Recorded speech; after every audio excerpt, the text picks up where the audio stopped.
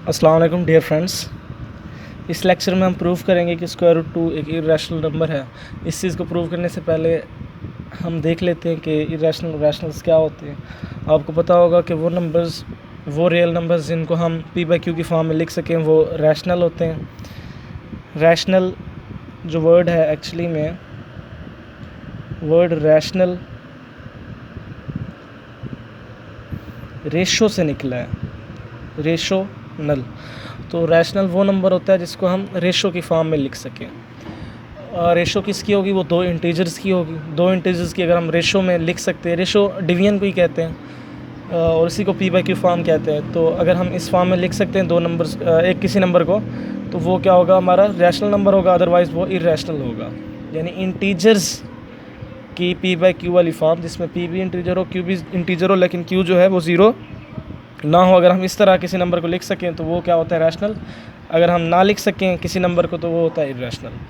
अब मिसाल के तौर पर अगर आप 7 लेते हैं तो मैं 7 को 7/1 लिख सकता हूँ। 7/1 में 7 भी एक इंटीजर है, 1 भी एक इंटीजर है। दो इंटीजर्स की रेशो की फॉर्म में मैंने 7 को लिख दिया, तो 7 क्या है? एक रैशनल नंबर है। अगर मैं 12 देखता हूँ तो इसको मैं 12/1 भी लिख सकता हूँ, तो ये 12 भी एक रैशनल है। अगर मैं 0 देखता हूँ तो 0 को मैं 0/1 भी लिख सकता हूँ, जिसमें 0 भी एक इंटीजर है, 1 भी एक इंटीजर है, और नीचे वाला जो इंटीजर है वो 0 नहीं है। मतलब इस फॉर्म में पी बाई क्यू वाली फॉर्म में लिख सकता हूँ, तो 0 भी क्या है? एक रैशनल है। अगर मैं 1.22 को देखूँ तो इसको मैं 122/100 लिख सकता हूँ, तो इसमें 122 भी एक इंटीजर है और 100 भी एक इंटीजर है। तो इस फॉर्म में मैं लिख सकता हूँ। तो ये सारे क्या हैं? रैशनल्स हैं। अब इरेशनल वो होते हैं जिनको मैं इस फॉर्म में पी बाई क्यू की फॉर्म में नहीं लिख सकता। मिसाल के तौर पर मेरे पास स्क्वायर रूट ऑफ 17 है, या आप स्क्वायर रूट ऑफ 24 ले लें। स्क्वायर रूट ऑफ 24 अगर आप लेंगे तो इसमें इसका जो आंसर आएगा डेसिमल्स में वो नॉन रिपीटिंग और नॉन टर्मिनेटिंग होगा।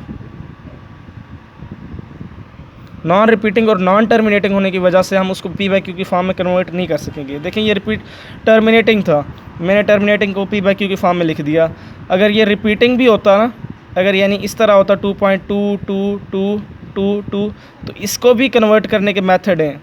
ये मान लेता हूँ मैं कि ये टर्मिनेटिंग नहीं है, नॉन टर्मिनेटिंग है, लेकिन ये रिपीटिंग है, तो इसको भी हम पी बाई क्यू की फॉर्म में लिख सकते हैं। तो ये सारे नंबर पी बाई क्यू की फॉर्म में लिखे जा सकते हैं, लेकिन स्क्वायर रूट ऑफ 24 जो है इसमें जो डेसिमल होते हैं ना वो रिपीट हो रहे होते हैं और ना ही टर्मिनेट कर रहे होते हैं, ना रुक रहे होते हैं। तो इस तरह के नंबर्स जो होते हैं वो क्या होते हैं? इरेशनल्स होते हैं। इसमें पाई भी आ जाता है क्योंकि उसकी वैल्यू भी किसी पैटर्न से नहीं चलती, उसमें कोई रिपीटेशन नहीं होती नंबरों की, और ना ही वो टर्मिनेट कर रहे होते हैं। इसी तरह आपके पास एक्सपोनेंशियल ई आ जाता है। इसी तरह आपके पास और भी इरेशनल नंबर्स हैं, जिस तरह स्क्वायर रूट 2 हो गया, स्क्वायर रूट 5, स्क्वायर रूट 3 हो गया। तो ये जस्ट एक ब्रीफ इंट्रोडक्शन था। अब हम ये प्रूव करेंगे कि स्क्वायर रूट 2 एक इरेशनल नंबर है।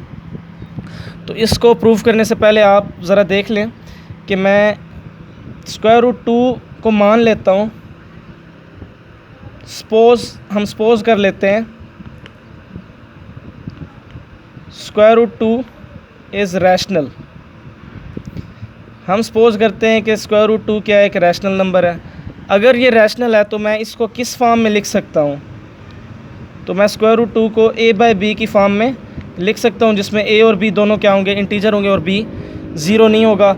मोर ओवर हम ये भी कह सकते हैं कि ये a और b में जो है कोई कॉमन फैक्टर नहीं होगा, ये अपनी सिंपलेस्ट फॉर्म में होंगे। अगर मैं ऐसे लिखूँ कि 12/24 एक रैशनल नंबर है तो मैं इस वक्त इसको रैशनल कह सकता हूँ, लेकिन इसको मैं इसकी सिंपलेस्ट फॉर्म में लेके आऊँगा, फिर इसको डेफिनेशन पे पूरा इसको उतारने की कोशिश करूँगा। इसको सिंपलेस्ट फॉर्म में लेके आए अगर, तो वो बनता है 1/2। अब 1/2 एक रैशनल नंबर है, तो 1/2 क्या है? एक पी बाई क्यू की फॉर्म है। तो मतलब कि जब हम पी बाई क्यू की फॉर्म बनाएंगे तो हम ये कोशिश किया करेंगे उनमें पी बाई क्यू में दोनों में पी और क्यू में कोई कॉमन फैक्टर ना हो, कोई कॉमन डिवाइज़र ना हो, यानी अपनी सिंपलेस्ट फॉर्म में हो। अगर ये सिंपलेस्ट फॉर्म में है तो हमने ये सपोज़ कर लिया कि इनमें कोई कॉमन फैक्टर नहीं है। क्यों? क्योंकि हमने ये सपोज़ कर लिया कि स्क्वायर रूट 2 एक रैशनल है, और रैशनल हम एंड पे चेक करते होते हैं, सारे कॉमन फैक्टर कैंसिल आउट करके एंड पे आके कहते हैं कि ये नंबर क्या है? रैशनल है। तो स्क्वायर रूट 2 लिखा गया जी a बाई बी की फॉर्म में, और a by B, a and b have no common factor. a और b के पास कोई कॉमन फैक्टर नहीं है, ये हमने सपोज कर लिया है। क्यों? क्योंकि रैशनल क्या होते हैं, उनमें कोई कॉमन फैक्टर नहीं होता आखिर में आकर, यानी वो सिंपलेस्ट फॉर्म में लिखे जा सकते हैं। अगर इस एक्सप्रेशन को आप स्क्वायर कर लें दोनों तरफ, तो बाय स्क्वायरिंग इधर 2 बच जाएगा और इधर क्या हो जाएगा a square by b square. अगर आप इधर से a स्क्वायर की वैल्यू प्रिडिक्ट करें तो ये b स्क्वायर इससे मल्टीप्लाई होकर क्या बना देगा 2b स्क्वायर। यहाँ से पता चलता है कि बाय डेफिनेशन ऑफ डिविजिबिलिटी ये जो 2 है a स्क्वायर को डिवाइड कर रहा है। क्यों? क्योंकि अगर हम ऐसे लिख सकते हैं a equal to B C for C some integer b करता है डिवाइड a को, इस फॉर्म में लिख सकते हैं। तो अगर a स्क्वायर को मैं 2b स्क्वायर की फॉर्म में लिख रहा हूँ तो मतलब 2 जो है a स्क्वायर को डिवाइड करता है। अगर 2 a स्क्वायर को डिवाइड करता है तो मतलब क्या हुआ इससे कि a स्क्वायर क्या है, इज़ इवन। अगर a स्क्वायर इवन है तो फिर क्या कह सकते हैं, a क्या होगा। इधर आप अगर आप देखें कि इवन नंबर्स कब आते हैं, कोई स्क्वायर इवन कब आता है, अगर a ऑड हो, if a is odd then a का स्क्वायर क्या होगा। देखिए कोई नंबर आप ऑड लें, 5 लेंगे तो 25, 3 लेंगे तो 9, 7 लेंगे तो 49, तो फिर a स्क्वायर भी ऑड आएगा। अगर आप a को इवन लेंगे, if a is even then a square, 8 का स्क्वायर इवन होता है, 4 का स्क्वायर इवन होता है, 16 का स्क्वायर इवन होता है, तो फिर तब इस केस में a का स्क्वायर क्या होगा, इवन होगा। अब हमने ये प्रूव कर लिया कि a स्क्वायर इवन है, तो यहाँ से पता चलता है कि a क्या है, a इज़ इवन। अगर a इवन है तो मैं a को किस फॉर्म में लिख सकता हूँ, 2 के मल्टीपल की फॉर्म में, और मैं 2 का मल्टीपल वो कौन सा ले लेता हूँ कि मैं a को लिख सकता हूँ 2 इंटू सम p, 2p की फॉर्म में मैं a को लिख सकता हूँ। अब अगर मैं a को 2p की फॉर्म में लिख सकता हूँ, तो अगर मैं इस इक्वेशन में वैल्यू पुट करूँ 2p, a की जगह पे 2p पुट करता हूँ तो 4p स्क्वायर इक्वल हो जाएगा 2b स्क्वायर के। 2 जो है इधर से कट हो जाएगा, एक 2 बच जाएगा, 2p स्क्वायर, ये 2 जब इधर से डिवाइड हो जाएगा इधर बच जाएगा b स्क्वायर।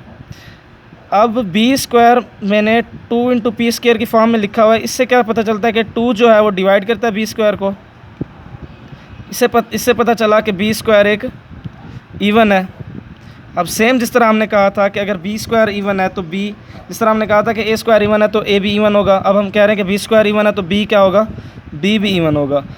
अब अगर b और a दोनों इवन है तो स्क्वायर रूट 2, अब जो आपकी पहली इक्वेशन थी फर्स्ट वन, उसमें अगर आप देखें स्क्वायर रूट 2 किसके इक्वल हो जाएगा, a और b दोनों इवन है। अगर b इवन है तो इसको मैं किसी इस तरह लिख सकता हूँ, b इक्वल्स टू 2q की फॉर्म में, b को मैं 2q की फॉर्म में लिख सकता हूँ।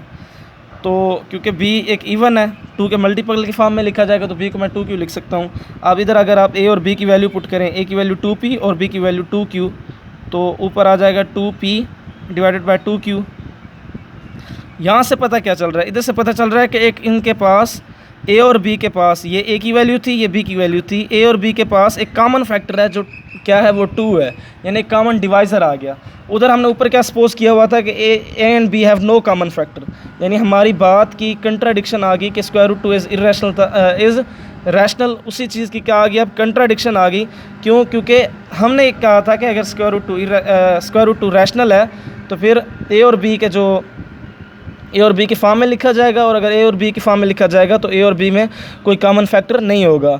अब फिर हमने ये साबित कर दिया कि a और b में एक कॉमन फैक्टर है जो कि 2 है, तो इससे साबित हुआ कि हमारी जो सपोजिशन थी कि स्क्वायर रूट 2 एक रैशनल है वो गलत है। तो by contradiction square root 2 is an irrational number.